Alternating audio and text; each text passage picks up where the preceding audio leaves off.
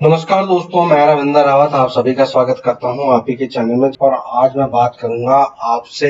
हाथी के उपाय। हाथी रखने से क्या होता है, क्या हाथी का खिलौना रखना चाहिए, सफेद हाथी का क्या महत्व है, घर की कौन सी दिशा में हाथी को रखना चाहिए, क्या हाथी से हम अपने कर्जे से मुक्ति प्राप्त कर सकते हैं, परिवार की खुशहाली के लिए हमें किस प्रकार का हाथी घर में रखना चाहिए, हाथी की सूंड ऊपर होनी चाहिए या नीचे होनी चाहिए, ये सब सवाल आज हम इस वीडियो में डिस्कस करेंगे। हाथी के द्वारा जो उपाय हमें फायदा पहुंचा सकते हैं उन पर हम डिस्कस करेंगे, लेकिन बिना लाल किताब के हम इसको कैसे समझ सकते हैं। इसलिए सबसे पहले तो आप लाल किताब में हाथी किस ग्रह को संबंध रखता है उसको समझें, ताकि आप हाथी के महत्व को समझ सकें। दोस्तों, हाथी लाल किताब में राहु के रूप में माना गया है और हाथी को हमेशा लक्ष्मी के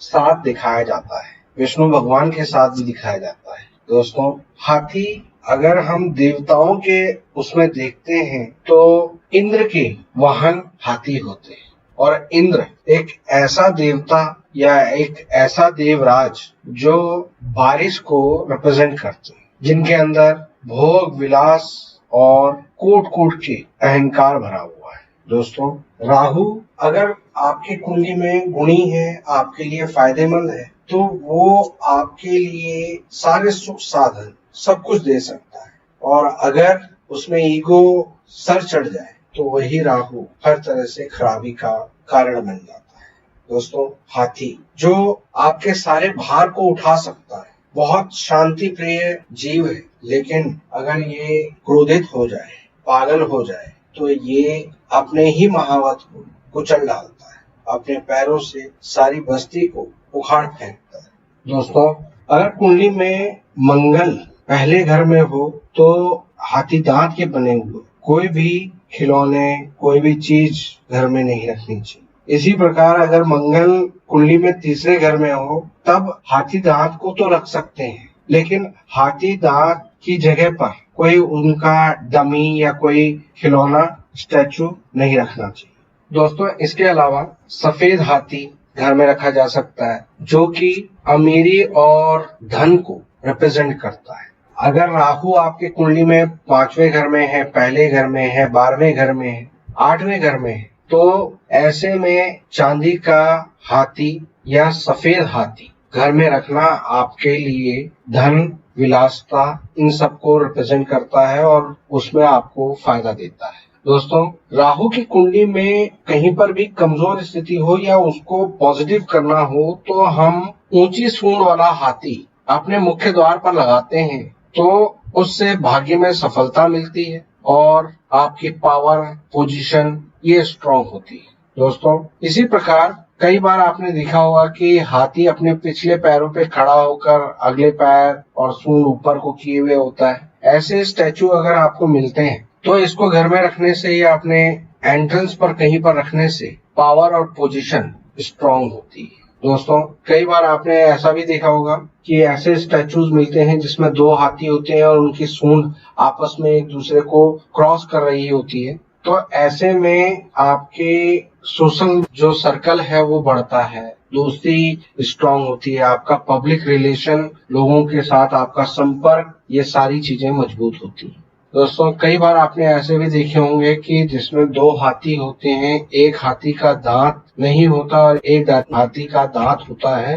तो ऐसे स्टैचू घर के रिलेशनशिप को, खासकर मियाँ बीवी के रिलेशनशिप को काफी बेहतर करते हैं। इसके अलावा केवल ऐसा नहीं है कि मिट्टी या पत्थर के ही या चांदी के ही हाथी रखे जाते हैं, हाथी पीतल के भी मिलते हैं, ब्रास के भी मिलते हैं, चांदी के भी ऑब्वियसली मिलते ही हैं। तो इन तीनों का भी अलग अलग महत्व है। जैसे मियाँ बीवी के बीच में किसी भी तरह के तनाव को दूर करने के लिए, विवाद को दूर करने के लिए बेडरूम में पीतल का हाथी रखा जाए या घर के साउथ वेस्ट में पीतल का हाथी अगर रखा जाता है तो इससे काफी हद तक चीजें कंट्रोल होती हैं। पीतल के हाथी या ब्रास के हाथी ये अगर आप अपने मीटिंग रूम में या कोई आपका कॉन्फ्रेंस हॉल है या आप किसी शोरूम में है या कोई आपका होटल है, कोई आपका रेस्टोरेंट है, उसमें लोगों के अभिवादन के लिए ब्रास के हाथी अगर आप रखते हैं या पीतल के हाथी आप रखते हैं तो इससे